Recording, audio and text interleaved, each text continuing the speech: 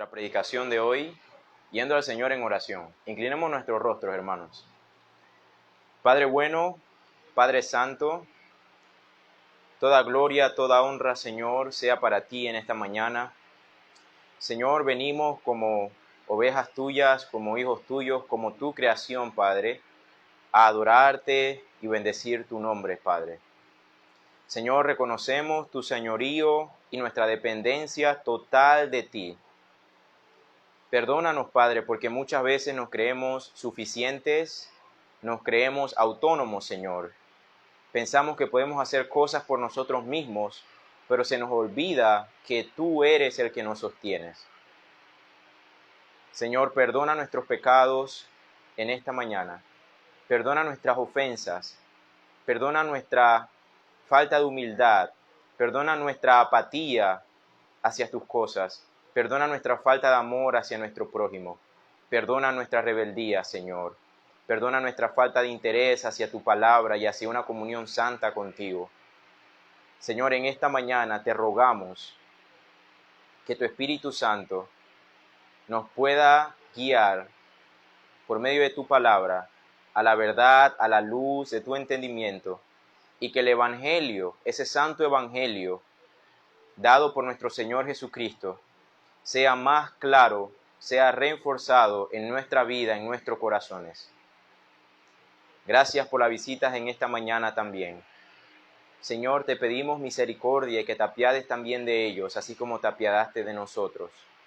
Pecadores que merecíamos la muerte, pero que por gracia encontramos perdón, gracias a tu sacrificio en la cruz. Todas estas cosas te las pedimos en el nombre de tu Hijo amado Jesucristo y por tu amor. Amén. Pueden sentarse, hermanos. Pueden abrir sus Biblias, hermanos, en Gálatas. Gálatas capítulo 1, versículo 1. El título de esta serie, hermanos, el título de esta predicación se llama Introducción a los Gálatas. En la Iglesia del Maná de la Esperanza hemos iniciado a predicar expositivamente, que significa que estamos yendo versículo por versículo para ver toda la verdad que Dios nos quiere mostrar en sus libros, paso a paso, domingo a domingo. Empezamos con la serie de Primera de Corintios, luego fuimos a través del libro de Ruth, y ahora vamos a entrar, hermanos, en una nueva serie a los Gálatas. Muchos de nosotros seguramente hemos escuchado sermones ya acerca de Gálatas, si acaso un versículo aquí, un versículo por allá. Muy seguramente hemos escuchado predicaciones de Gálatas 2:20. Con Cristo estoy juntamente crucificado, ya no vivo yo, ahora Cristo vive en mí, ya que es un versículo muy famoso, hermanos, en cuanto al cristianismo. Pero queremos con esta serie ver exegéticamente y expositivamente cómo el Evangelio de Dios es aplicado en nuestra iglesia y en nuestros días. Gálatas fue una carta, hermanos, que se le escribió a los pueblos de Galacia, a las iglesias de Galacia. Y Pablo la escribió 50 años después de Cristo, no mucho tiempo después que nuestro Señor murió.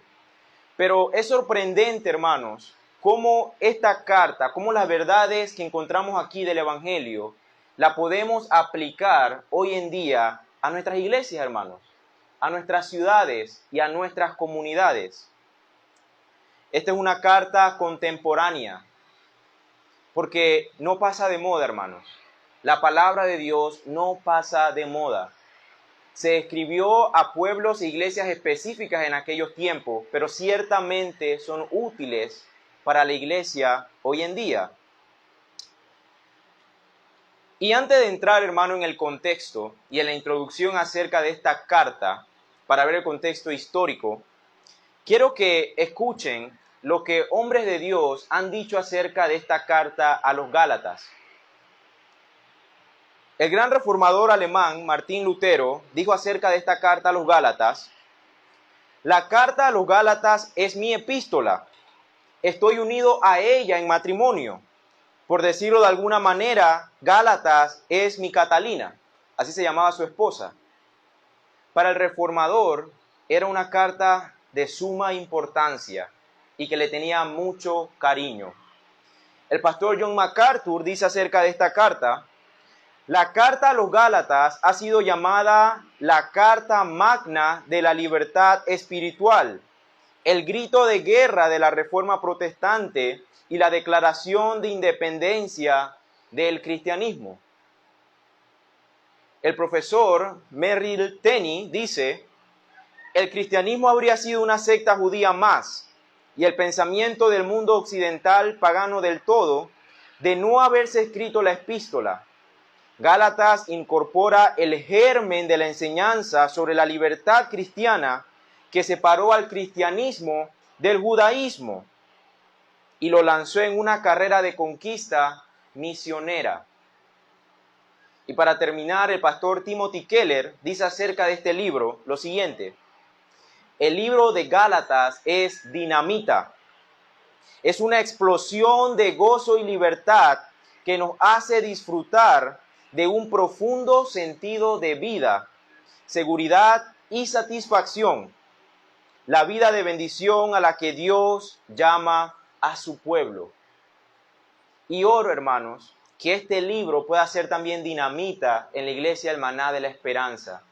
Porque nos va a llevar, hermanos, a vivir un cristianismo pleno, lejos de cualquier legalidad. Y vamos a comprender y vamos a ver los orígenes en sí mismo del Evangelio, hermanos. Vamos a leer nuestro texto, Gálatas capítulo 1, versículo 1. Pablo, apóstol, no de hombres ni por hombres, sino por Jesucristo y por Dios el Padre, que lo resucitó de los muertos. ¿Quién es el autor de Gálatas? El mismo escritor dice quién es su nombre, y dice es Pablo. El autor es Pablo, hermanos. Pablo el apóstol. Pablo, aquel que fue un misionero que plantaba iglesias. Después que plantaba una iglesia en un pueblo, él iba a otra ciudad, a otro pueblo y seguía plantando iglesias. Pero luego que plantaba las iglesias, hermanos, el apóstol Pablo no se desentendía de ellas. La levantó, hay una congregación, dejó ancianos a cargo de la iglesia, pero como buen apóstol y como buen padre espiritual, él seguía supervisando esas iglesias. Y es por eso que escribe esta carta a los Gálatas, a las iglesias en Galacia, en esa región, para amonestarlos por las cosas que estaban sucediendo dentro de esa iglesia. Ahora, como les comenté, ¿cuándo sucedió esto? Sucedió solamente 50 años después de la ascensión de nuestro Señor. No muy lejos, hermanos, que Cristo murió. Solamente 50 años. Entonces, ¿a quiénes iba dirigida esta carta, hermanos? Iba dirigida a la iglesia en Galacia. Galacia era un área que comprendía parte de Asia Menor. Ahora, todas estas iglesias que estaban en Galacia habían sido fundadas por Pablo. Pablo las había fundado, las había comenzado. Él había comenzado la obra en esas ciudades. Ahora, él no estaba solo. Él fundó estas iglesias, hermanos, en su primer viaje misionero, el cual nos narra Hechos, que iba también en compañía de Bernabé. Bernabé, quien Dios había usado para que para que le hiciera el discipulado a Pablo. Y de ahí aprendemos una gran verdad, hermanos, acerca del discipulado. ¿Cuánto estamos haciendo discípulos? ¿Cuánto estamos discipulando a alguien, tomando un tiempo de nuestra vida para discipular a otras personas? Aquellos hermanos que acaban de nacer de nuevo y son bebés en la fe. Bernabé era la persona que estaba discipulando a Pablo y fue con él que quienes comprendieron este viaje misionero. ¿Dónde estaban estas iglesias? estaban en Antioquia, estaban en Iconio, Listra y Derbes. Ahora, ¿quiénes estaban en esta iglesia, hermanos? Las iglesias de Galacia estaban comprendidas por gentiles en su mayoría. ¿Y quiénes eran los gentiles? Los que no eran judíos. Pero no solamente eran gentiles, sino que como el evangelio se propagó a gran medida después de la ascensión de nuestro Señor Jesucristo, producto de la enseñanza de los apóstoles, muchos judíos emigraban también a esas ciudades y se congregaban en dichas iglesias. Entonces, ¿quiénes asistían a las iglesias de Galacia? Asistían gentiles, es decir, no judíos, pero asistían también judíos. Esta es una parte, hermanos, del contexto histórico y es importante que comprendamos esto para entonces entender los problemas que estaban sucediendo en esta iglesia. Ahora, ¿cuál era el propósito de esta carta? ¿Por qué Pablo se inmutó a escribir a la iglesia de Galacia? ¿Qué estaba pasando? El propósito de esta carta, hermanos, era solventar una división social y racial que había dentro de las iglesias de Galacia. ¿Qué estaba pasando? Había un problema de socialismo y había un problema de razas dentro de las iglesias. ¿Por qué de razas? Porque ya les comenté que habían judíos, pero también habían gentiles, es decir, gentes no judías. Entonces, un grupo, hermanos, cuando el evangelio se expandió, un grupo de judíos, maestros líderes, empezó a llegar a estas iglesias que ya Pablo había fundado. Ahora, ¿qué pasó con estos líderes? Estos líderes judíos empezaron entonces a enseñar judaísmo dentro de la iglesia de Cristo. Ahora, ¿cómo así que empezaron a enseñar judaísmo? Bueno, ahora estos líderes judíos que llegaron a la iglesia de Galacia empezaron a decir a los gentiles: si tú quieres ser verdaderamente cristiano, si tú verdaderamente quieres ser aceptado por Dios, tienes que creer en Cristo, pero además tienes que circuncidarte, porque eso es lo que hacemos los judíos. Si tú quieres ser verdaderamente cristiano, tienes que creer en Cristo, pero además debes de guardar las leyes mosaicas. Tienes que seguir las leyes alimenticias, no puedes comer puerco. Si tú quieres ser aceptado por Cristo, tienes que creer en el sacrificio de Él, pero además debes ofrecer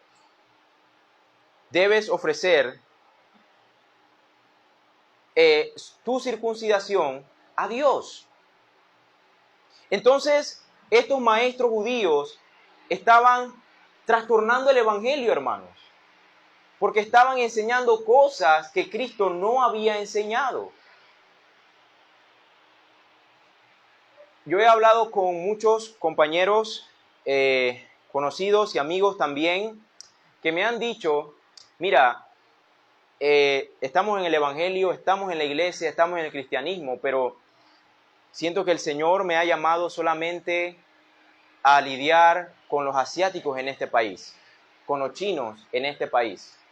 Especialmente en El Dorado, hermanos, hay muchas iglesias evangélicas de chinos. Ahora, está bien que esas iglesias solamente se dediquen a atender personas asiáticas, personas chinas. ¿No es eso un problema de división racial, lo que estaba ocurriendo en Gálatas? Hay otras iglesias que quizás no lo dicen explícitamente, es decir, abiertamente, pero con sus programas y con lo que hacen, ellos se enfocan solamente en jóvenes de 20 a 30 años, no más de ahí. Las luces que ponen, los programas que ponen, los shows que arman dentro de la iglesia. Seguramente una persona adulta, hermanos, no le va a hacer bien estar ahí o se va a marear de tantas luces. Entonces no lo dicen abiertamente, pero con lo que hacen y con los programas que llevan, se están enfocando solamente a un grupo específico de edad. Hay muchos pastores, supuestamente pastores hoy en día, que dicen: el Señor me ha llamado solamente a los jóvenes, a predicarle a los jóvenes. ¿No es eso un problema de raza, hermano, y división social? Hay otras iglesias que, peor aún, simplemente se dedican a predicar el evangelio en pueblos, en vecindarios donde hay un gran poder adquisitivo, donde hay personas que tienen buen salario, un buen estatus social, y se limitan a ir entonces a otras regiones, a otros pueblos, o invitar a personas de bajo estatus social a sus iglesias. ¿No es esto un problema, hermanos, de socialismo y problema racial? Bueno, eso era lo que estaba pasando en la iglesia de Galacia. Este era el problema que Pablo quiso venir a resolver. Es por eso, hermanos, que Pablo escribe esta carta a los Gálatas. Entonces, podremos pensar, los maestros en ese tiempo le decían a las iglesias que tenían que circuncidarse, tenían que guardar las leyes alimenticias para que fueran agradables a Cristo, para que fueran verdaderamente cristianos. Pero, hermano Edgardo, eso ya no se ve hoy en día. Ni un líder le está diciendo a nadie que tiene que circuncidarse o que no coma puerco. Bueno, hoy en día, hermanos, ciertamente está pasando. Ciertamente está pasando. No dicen que se tienen que circuncidar, pero hay iglesias que dicen, si tú quieres ser verdaderamente aceptado por Cristo, tienes que creer en Cristo, pero tienes que vestirte así. Si tú quieres ser verdaderamente cristiano y quieres ser salvo, tienes que creer en Cristo, pero tienes que tener el pelo corto. Tienes que creer en Cristo, pero tienes que usar falda, no pantalón. Tienes que creer en Cristo, pero no puedes comer puerco. Tienes que creer en Cristo y además tienes que venir 3 veces a la semana a la iglesia para que seas salvo. Esas son las condiciones que los líderes de hoy, hermanos, están imponiendo en las iglesias. La pregunta ¿es esto el verdadero evangelio? Hermanos, los Gálatas estaban poniendo en tela de juicio el liderato de Pablo. Y es por eso que más adelante vamos a ver que Pablo empezó esta carta como empezó, porque era necesario decir que él era apóstol. Porque estaban poniendo en tela de juicio, hermanos, su liderato, su autoridad que le había sido dada no por hombres, sino por el mismo Dios. Pero aún peor, la iglesia en Galacia no estaban poniendo solamente en tela de juicio la autoridad de Pablo, sino el mismo evangelio. Estaban corrompiendo, hermanos, el evangelio con reglas, leyes que el evangelio no decía, que la escritura no decía, pero que ellos demandaban. ¿Y qué es eso, hermanos? Cuando decimos Cristo más algo más. Cristo y esto también. ¿Qué es eso, hermanos? Eso ciertamente es legalismo. Eso es un evangelio diferente. Y un evangelio diferente es un evangelio falso.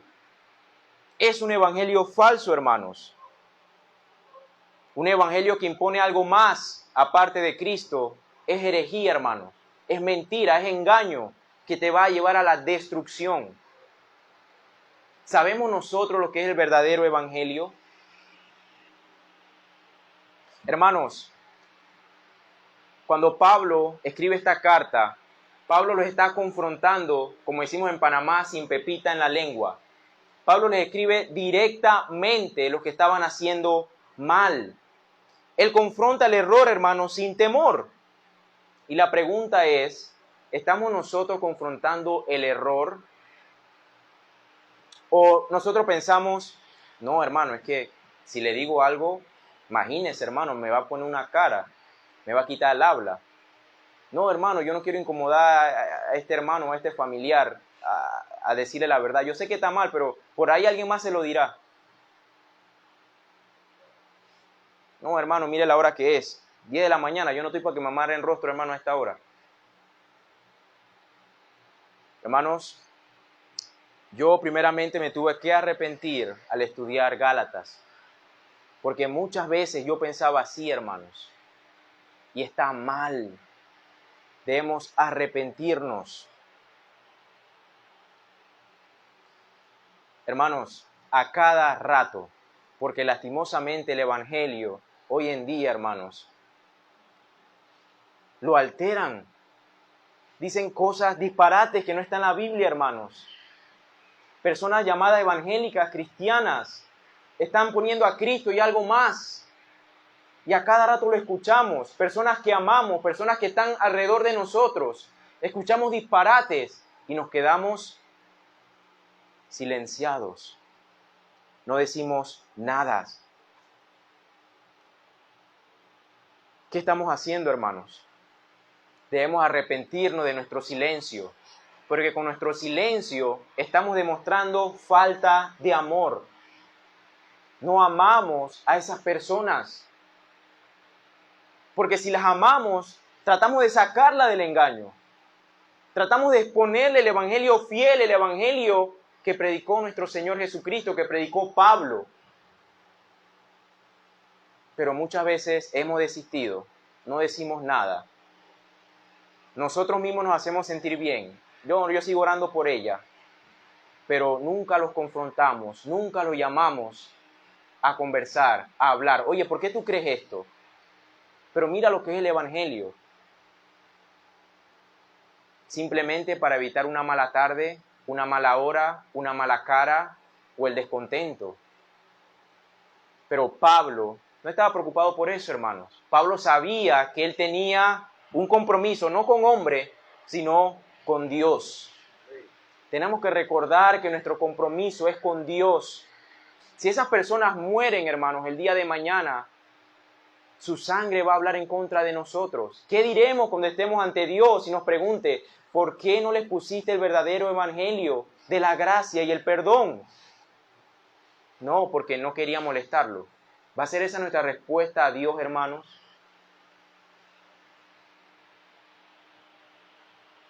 Hermanos, Pablo tenía un sentido de urgencia y es por eso que escribió esta carta.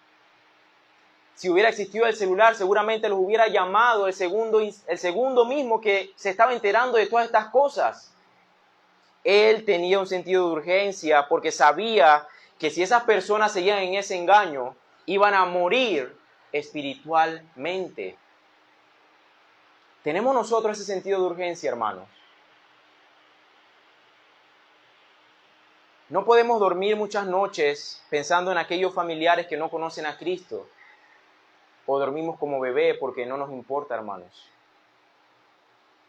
Porque seguimos engañándonos a nosotros mismos diciendo que alguien más le va a hablar. Y porque hemos desistido.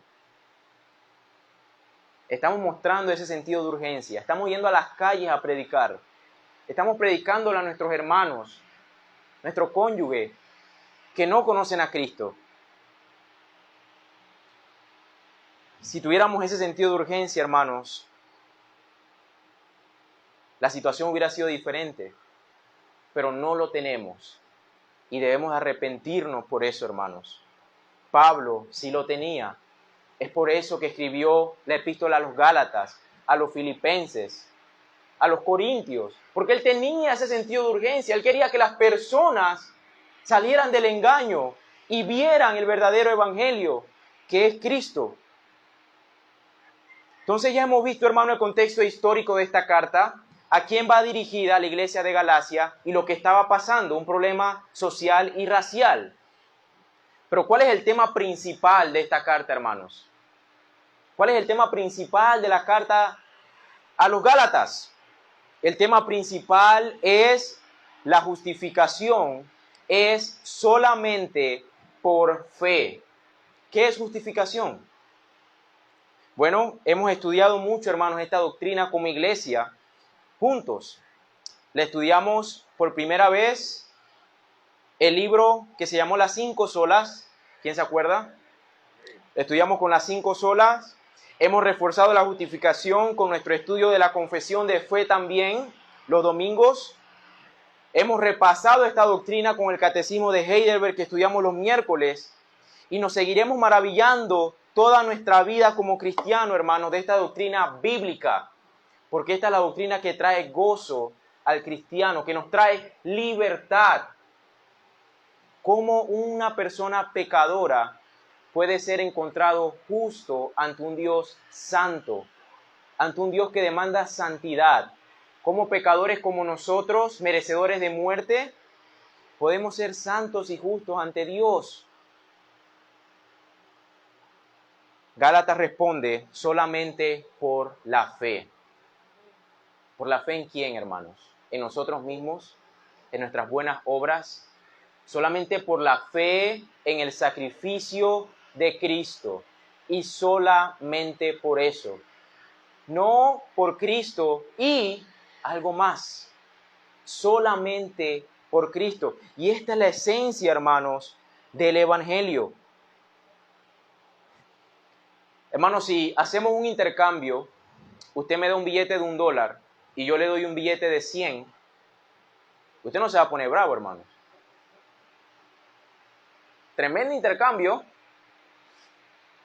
Bueno, un intercambio infinitamente mejor es el que Jesús nos está dando, hermanos. Nuestro pecado por su justicia. Eso es la justificación. Por fe, nuestro pecado se le es imputado a Cristo.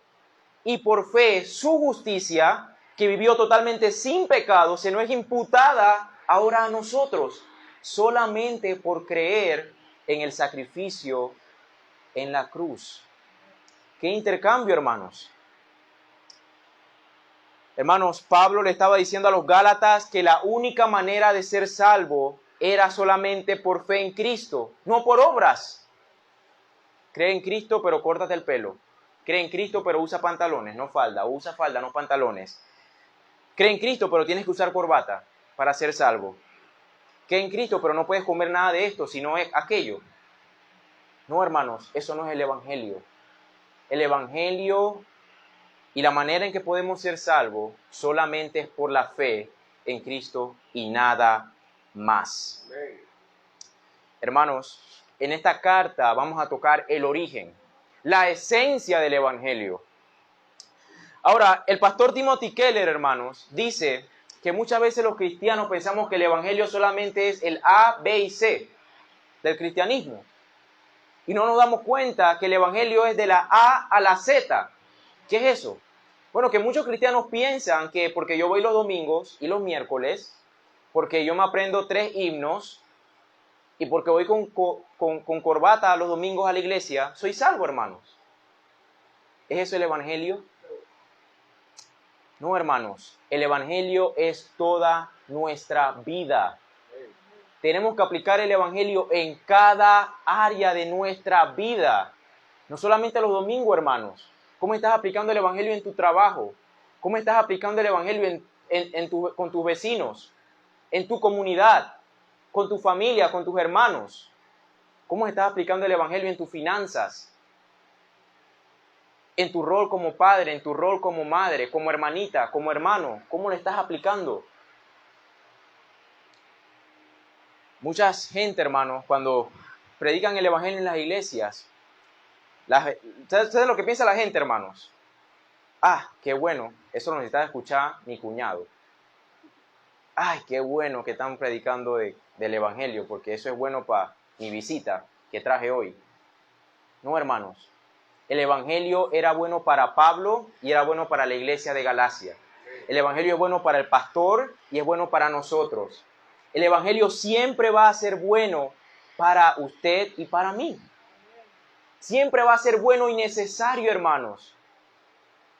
Martín Lutero decía también, tenemos que recordar el Evangelio todos los días porque lo olvidamos todos los días. Hermanos, esto no es una verdad que ya sabemos y ya, no. Hermanos, cuando lleguemos al cielo van a pasar eternidades tras eternidades y vamos a continuar maravillados día tras día, hora tras hora, del Evangelio de nuestro Señor Jesucristo. Qué lástima que muchos hemos dado por sentado esas enseñanzas, que pensamos que simplemente es Cristo, su vida, su resurrección, ya yo sé qué pasó hace 2000 años, chao. No, hermanos, el Evangelio es un tesoro, es una gema y es útil cada día. Pidámosle a Dios que nos ayude a volver a nuestro primer amor, hermanos.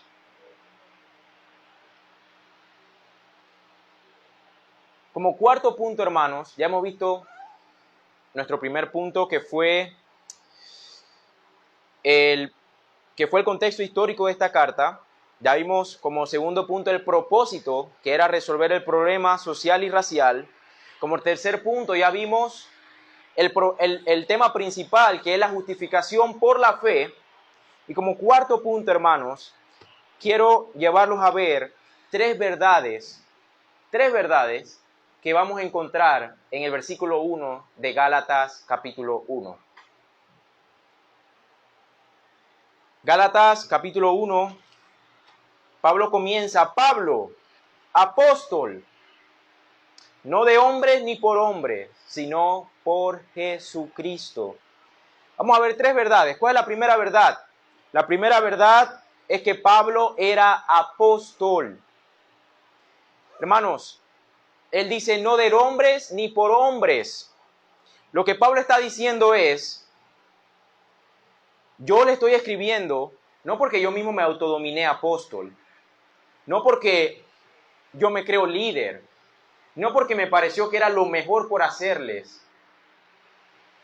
No, hermanos, le estoy escribiendo con la autoridad divina que se me dio, no por otro hombre más, sino por el propio Señor Jesucristo. Pablo está diciendo, la naturaleza de mi liderato, el origen de mi autoridad sobre ustedes, viene del mismo Dios. Se me ha dado una tarea, se me ha encomendado una misión, que es predicar el Evangelio. No predicar cuentos, no predicar mi propio testimonio, que habla más de mí que de Cristo. No predicar falacias, sino el Evangelio. Pablo les está diciendo, los maestros que están en sus iglesias pueden decir lo que quieran y pueden tratar de confundirlos, pero lo que voy a decir de aquí en adelante lo digo con la autoridad divina que el mismo Señor Jesucristo me dio. Y esto es importante, hermanos, porque Pablo les está diciendo, lo que yo les voy a escribir ahora, presten oído y atención, porque si no lo hacen, no me están ignorando a mí, están ignorando al mismo Dios. Si usted ignora el Evangelio, hermanos, no me está ignorando a mí, está ignorando al mismo Dios. No es mi Evangelio, hermanos, es el Evangelio de Cristo. Ahora, aquí quiero hacer un paréntesis, porque la palabra apóstol está muy de moda hoy en día, hermanos. Usted prende la televisión y se va a encontrar con 5 y 6 diferentes apóstoles. Vamos a hacer un paréntesis, hermanos, para aclarar qué es un apóstol, para que estemos claritos como iglesia, hermanos, porque no podemos dejarnos confundir por las mentiras y los disparates que se dicen hoy en día. Un apóstol es alguien quien ha sido comisionado o nombrado por el mismo Señor Jesucristo, por el mismo Cristo resucitado. Ahora, hoy en día, ustedes, si se encuentra un apóstol, le va a decir, no, mira, yo soy apóstol porque apóstol viene de la palabra griega apóstolos y significa enviado. El Señor me ha enviado a predicar su evangelio. Y ellos ahí hacen un punto y final, pero no terminan de decir lo demás. Tenemos que hacer una coma cuando ellos dicen eso, porque la verdad bíblica es que el apóstol es aquel que ha sido enviado, es cierto, pero por el mismo Señor Jesucristo. Hermanos, los que son llamados hoy al ministerio, los que son llamados a ser pastores, ese llamado ciertamente es de Dios, ciertamente es del Espíritu Santo, pero ¿quiénes los nombran? Los hombres. El llamado que recibió el pastor no fue porque él quiso, porque un día se levantó y dijo, voy a ser pastor. No, hermanos, eso es un llamado que el Señor da, que el Espíritu Santo da, pero fue nombrado por los líderes de la Bereana de aquel tiempo. Pero Pablo está diciendo, yo soy apóstol, enviado, no por hombre, sino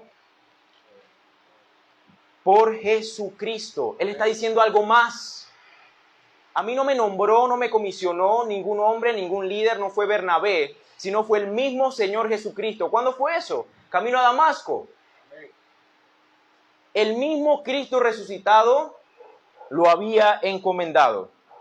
Entonces, cuando la gente dice, hermanos, que yo soy apóstol, o le digan que los apóstoles existen, pregúntale a esa persona cuándo el Señor se le reveló físicamente y lo nombró. Porque no ha pasado, hermano. Los apóstoles, los 12 apóstoles más Pablo, existieron solamente en un tiempo de la historia para cimentar el cristianismo. Y se le dio dado el poder para reprender, atar demonios y sanar enfermos. ¿Para qué? Para que la gente confirmara que tenían verdaderamente poder y autoridad divina. Pero los apóstoles hoy en día dicen ser profetas y nadie profetizó el coronavirus. Hoy en día dicen sanar y usted no lo ve en los hospitales. Hermanos, no existen apóstoles hoy en día. Tenga mucho cuidado con lo que escucha. Hermano, usted está aquí en la iglesia con nosotros 40 minutos, los miércoles 40 minutos, pero usted es responsable de lo que escucha y lo que ve en su casa. Hay muchos falsos maestros, como estaban en Galacia, predicando otro evangelio, hermanos.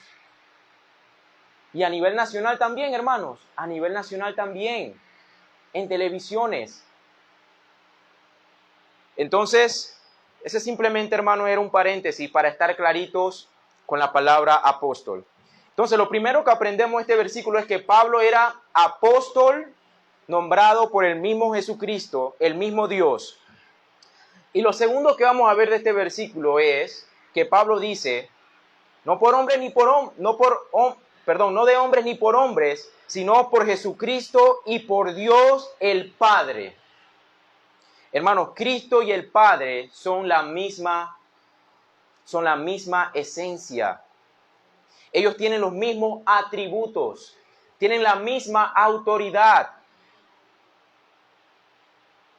La misma esencia que estaba en el Hijo es la misma esencia que estaba en el Padre. Jesucristo es verdaderamente Dios. ¿Qué dicen las sectas hoy en día? Que Jesucristo simplemente fue un profeta más, un hombre sabio. Él no pudo haber sido Dios. La Biblia declara que verdaderamente era Dios. Pablo está diciendo, en otras palabras, sino por Jesucristo y por Dios. Es decir, no solamente me llamó Cristo, sino fue el mismo Dios, porque son uno solo. Esa es la segunda verdad que tenemos que tener claro, hermanos, y tenemos que recordar en el Evangelio. Cristo tiene la misma esencia que Dios el Padre. Diferentes personas en la Trinidad, pero son uno, junto con el Espíritu Santo. Y número 3, hermanos, vamos a ver en este versículo que Pablo establece el fundamento de su mensaje, la esencia de su mensaje. ¿Cuál es? La resurrección de Cristo. Pablo, apóstol, no de hombres ni por hombres, sino por Jesucristo y por Dios, el Padre, ¿qué? Que lo resucitó de los muertos. Hermanos, eso es el Evangelio. El cristianismo se funda en esa verdad. Porque si Cristo no resucitó, vana es nuestra fe. Hay muchas sectas, líderes hoy en día, hermanos. Los musulmanes, Mahoma, Buda, John Smith, que todavía están esperando que sus líderes resuciten. Pero no lo van a hacer. Pero el cristianismo está cimentado en el único que ha vencido la cruz, que ha vencido la muerte, y es Cristo, hermanos. Y por esa resucitación es que ahora nosotros, si ponemos nuestra fe en Él, tenemos la garantía y la seguridad que vamos a resucitar también juntamente con Él, hermanos. Gloria a Dios por ese evangelio. Es por eso que ahora tenemos esta garantía de que resucitaremos juntamente con Él. La pregunta es para ustedes, ¿resucitará usted el día que Cristo venga? Pregúntese usted mismo. Para resucitar con Él en aquel día, hermanos, usted primero tiene que morir con Él también. Tiene que morir a sus pecados.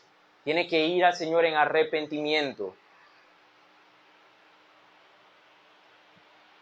Y para terminar, para concluir, quiero decirles 3 cosas, hermanos, en que el mensaje del Evangelio, nuestra fe, es decir, lo que creemos, está cimentado.